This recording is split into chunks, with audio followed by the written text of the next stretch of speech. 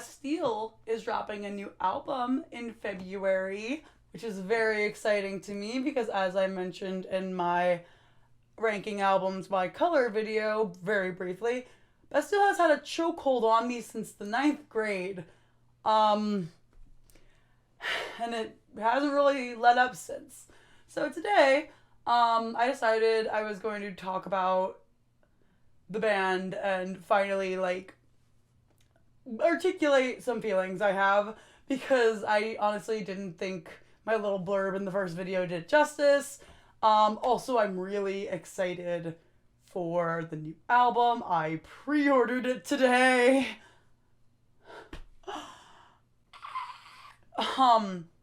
So how I'm gonna go about this is I'm going to listen to 3 songs from each main officially released Bastille album, which would be Bad Blood, Wild World, and Doom Days.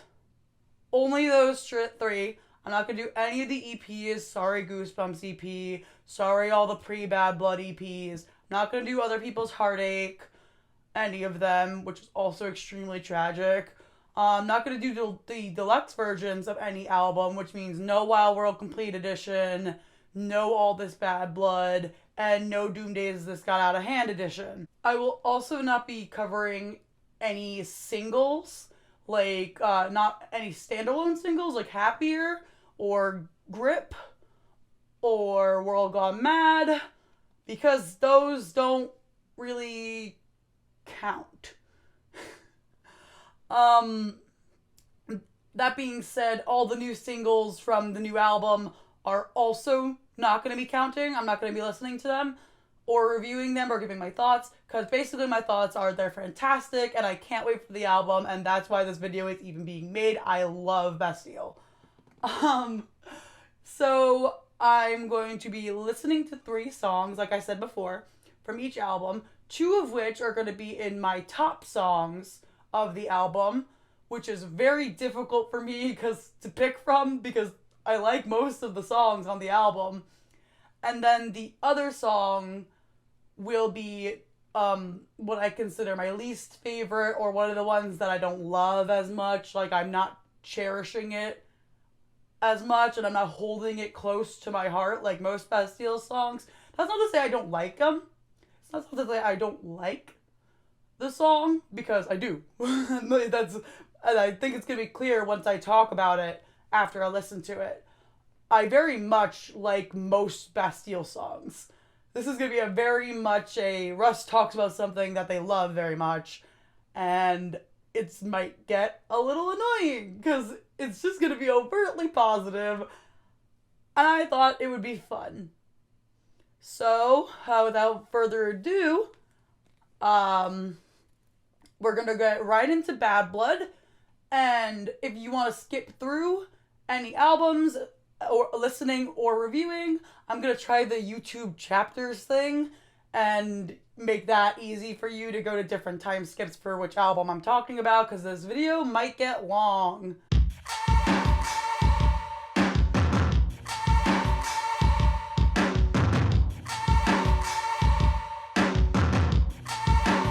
Okay, so on my phone here, I have the first playlist with my 3 Bad Blood songs, and I'm gonna put my headphones in and we're gonna hit shuffle and see what happens.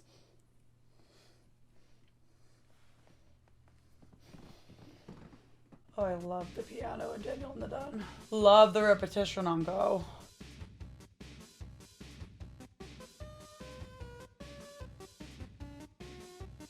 Sexy line. Piano is so good. Oh, that's better than I remember. This bridge is everything. I love the weird, synthy, almost UFO sound a lot of the songs in Bad Blood have. Very, Kansas horror. This shit's just beautiful. It's just beautiful.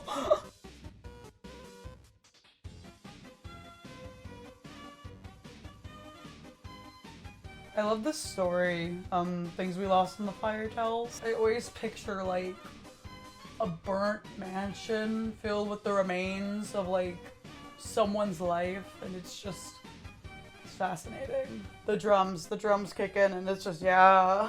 I love how the second verse kicks up more. Ugh. Maybe we started this fire. Best line. I love that line. Ow, my knees hurt. I do love that this song starts off with an acapella. Oh, and then the overlay. Yeah, maybe I'm too maybe I'm too mean to Get Home. I like that line. His voice sounds like so rich but so airy in this song, and I really think that adds to it. Oh, Get Home, I'm so sorry. I was so rude to you for putting you on as my throwaway, but this whole bit is... Yeah, the birds are mocking you. Oh my god. Wow. Well, don't I feel like Boo Boo the Fool?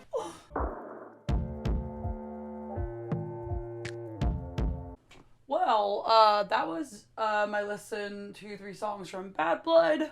I apologize for my horrific singing and that you had to be privy to that. I have not looked over the clips yet, so I don't know how bad my dancing looks. But my guess is it's not great. Hey, real quick, editing Russ here. I didn't even bother putting on my microphone. I mentioned a lot in the video about my singing and my dancing, and if you notice, there aren't any dancing and there isn't any singing. And that's because not only did I realize I wasn't ready for the world to see that, also the video was getting obscenely long. Like, we're gonna be around 9 minutes in when Bad Blood is finished. Yikes. Anyway, the songs I listened to were Daniel in the Den, Things We Lost in the Fire, and Get Home. The first 2, even though I put it on shuffle, were the songs that I consider in my top tier of Bad Blood. And then Get Home was formerly in my lower tier. My feelings towards the first 2 were very much the same. I loved them. I noticed some new things in Things We Lost in the Fire. Like a lot of different like drum beats and different speed ups and slowdowns that I thought were really interesting and really cool. Daniel in the Den takes my breath away every time I hear it. And hopefully I kept in the clip where I just like went silent at the end. And I was like, well, fuck, that really hit me hard. If I didn't, it happened. And why I said Get Home was a former lower tier because I severely misjudged it. It's been way too long since I've heard it. I was a boo-boo, I was a fool, I was a clown, I was a jester, name it, and whatever you call it, I was wrong. It's a fantastic song. It gave me chills, and it just made me so... I was so engraved, so invested from the beginning. I forgot how the beginning sounded. The beginning hooked me immediately. I was like, wow, there's no backing track. It's just the vocals, and that hit me, and I was like, oh my god, how is he gonna get back home? But yeah, I actually really liked Get Home, and I am formally submitting an apology to Get Home, and formally proposing to Daniel in the Den and Things We Lost in the Fire.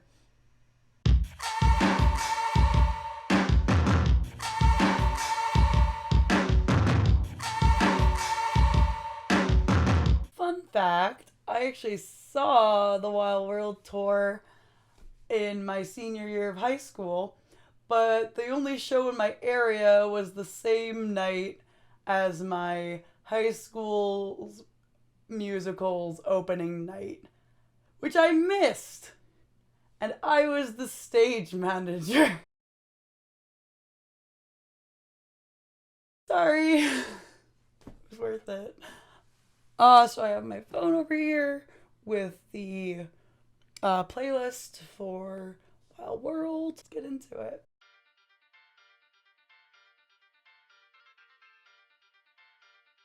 I really like the intro to Oil and Water.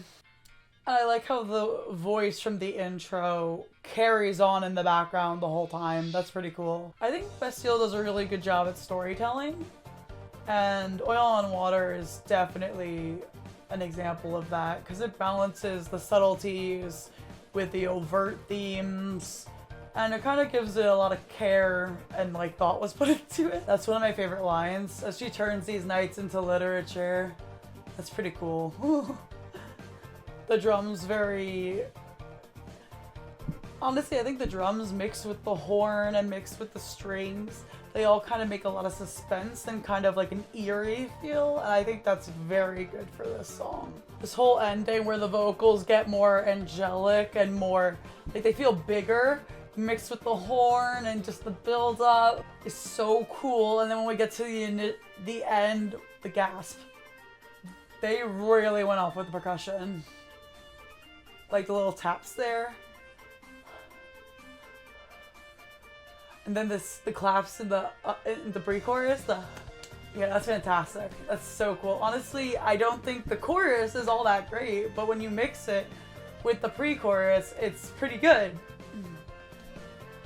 Especially because the percussion carries on into the chorus. And like the rat-a-tats here.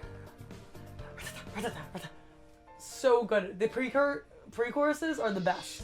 I think instrumental-wise, this track did a lot of things well, but lyrically, for me, it's not their best.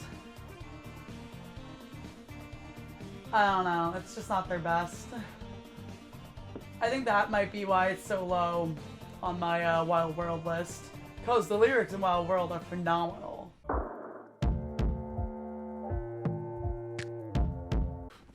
Once again, I would like to state I am not watching the clips of these listens before I talk about the album. So I once again apologize for my singing and or dancing. I don't know how bad the dancing looks, but I'm sure the singing left things to be desired.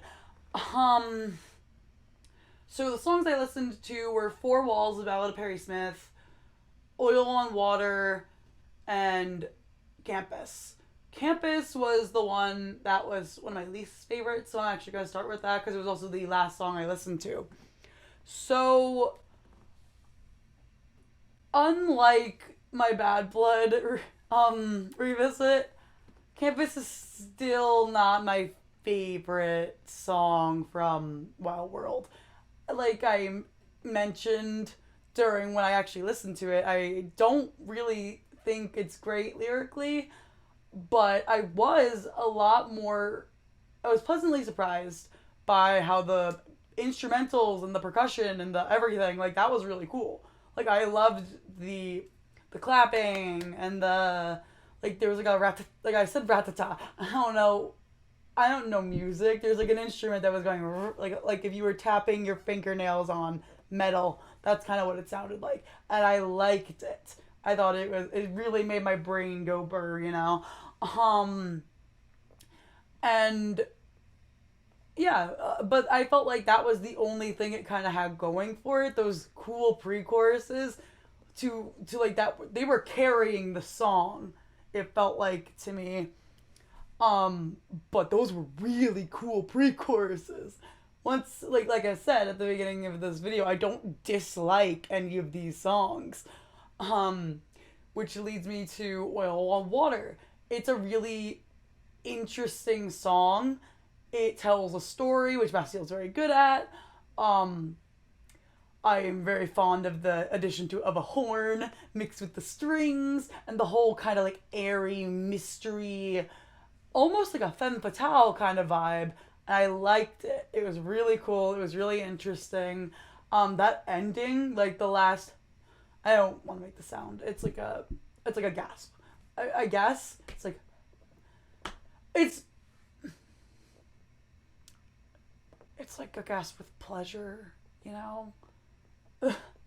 Anyway, but yeah, that ending is so fun and cool, and I personally really like it. Honestly, Oil on Water is pretty simple as a song, so there's not really much to say about it. I just think it's a really clean number. Um, I don't know. I love the line. I'm pretty sure I mentioned it. I love the line, "She turns these nights into literature," and I'm like, that's so cool. I don't know. I like that. um, and then like I said, I also listened to Four Walls, Ballad of Perry Smith, a song about the death penalty inspired by the book In Cold Blood. Which, first of all, I loved the definitely not subtle nod to In Cold Blood in the song where they go, in the line, "In cold blood, hang you up." Very dark line, but you get it. Is like the book. And I just honestly, I find it hard, even though the backing track, it's actually like it's kind of a banger. Like the like the drums and the rhythm is honestly very much something I feel like I could dance to. I just can't do it when I listen to that song. I just get so lost in the lyrics and like lost in the, like, not even the vibe, just the feeling, the tone of everything. It feels so much more grave and so much more dire, and it's grim and morbid, and it feels that way. And like, I can't even be excited for the cool Bastille guitar solo at the end. And honestly, I think that's the point. And I think that's really cool. So, up next and finally is Doom Days.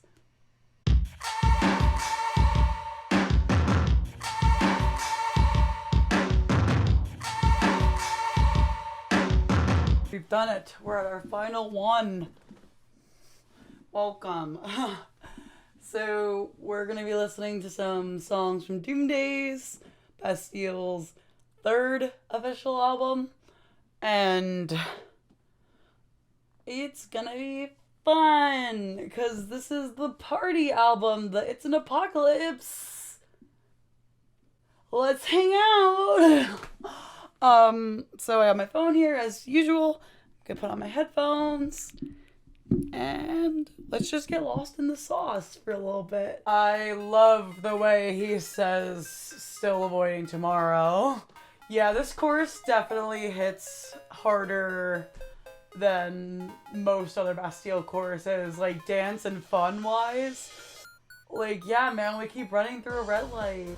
See, I also feel bad putting this in my lower category. I think it's because it feels just like a good party song. Very surface level. And I get that's the point. I get that's the point. That being said, what a killer album opener. Like, if you're gonna make an album about a party night, this is it. Million Pieces is a great example of the typical Bastille repetition that always gets me, like with the echoes and harder and faster. Amazing. There is an ache in his voice in this song, which I think is really necessary. Because obviously he's not happy, regardless of what the audio would make you like to think. Because it definitely sounds like he's at a party. But he's not doing so hot. Such a good line. Such a good line.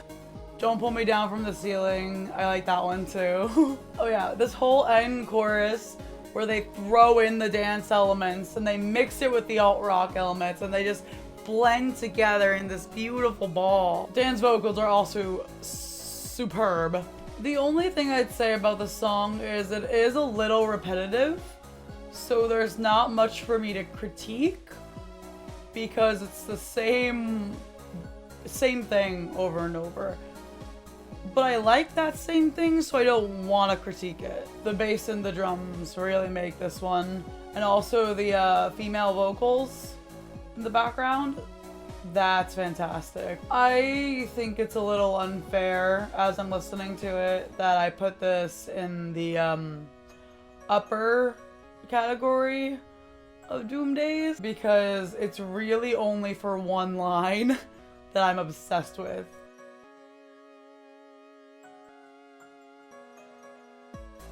Yeah, that line makes it. That line pushes it this far. The little instrumental break before the bridge, that's pretty good. The ending bit is really good where he starts talking about how the waves are crashing down like more aggressively, and then it kind of fades into the women vocalizing, and then it just kind of goes into this weird sound. It's like an echoey. Yeah, I think that's pretty neat actually. So I just listened to 3 songs from Doom Days. I listened to Million Pieces, The Waves, and Quarter Past Midnight. And I would first like to formally apologize to Quarter Past Midnight. It was very much the scapegoat here. Kind of just threw it in because it was a party song that I felt there wasn't much to talk about. And there wasn't much nuance to it. It felt very much like the beginning of a night party song, and that's what it was supposed to do. So it did its job. It was a great album opener. Just wasn't anything to write home about for me, even though I did listen to it like a million times when it was the only single out from Doom Days. And then Million Pieces is, like I've been mentioning, a very great blend that Bastille does of, oh, this is a really sad thing, and I have a lot of sad feelings. These feelings are not comfortable for me, but we're gonna bounce them out with this cool dance party track. I'm gonna distract myself from these feelings, and maybe in a not so healthy way, but don't worry about it, it's fine. Drink, fuck, dance right through disaster. And I love that. I think those are the songs Bastille does the best, where they toe the line between everything's fine and I'm suffering. So Million Pieces is really cool. But like I said in my listening, it's a little repetitive at times, so I don't have a lot to say other than that. And the waves should not have been in my top. I said it a few times when I was listening to it, but it should not have been in my top. There were a lot of things that I really like in it, but what really pushed it over to the top rankings, like this is it, this is the song, is definitely the line, "Isn't an apocalypse or nihilism on your lips?" Like, I mean, what did you want me to say? Like, that's a great line. So yeah, maybe I'm right. I don't know. But I think that maybe I shouldn't put the waves so high if it's really just for the one song. Well, one lyric. But regardless, I really love Doom Days. And I'm super stoked for the new album, because it feels like they took the blueprint that Doomsday started, and now they're making it more cyberpunk and like sci-fi, and I honestly really got a lot of Daft Punk vibes from a few of the earlier singles, and that's a very high compliment from me. Daft Punk was the first band I ever fell in love with, which is very weird to me, given that I'm not super into techno music or house or EDM.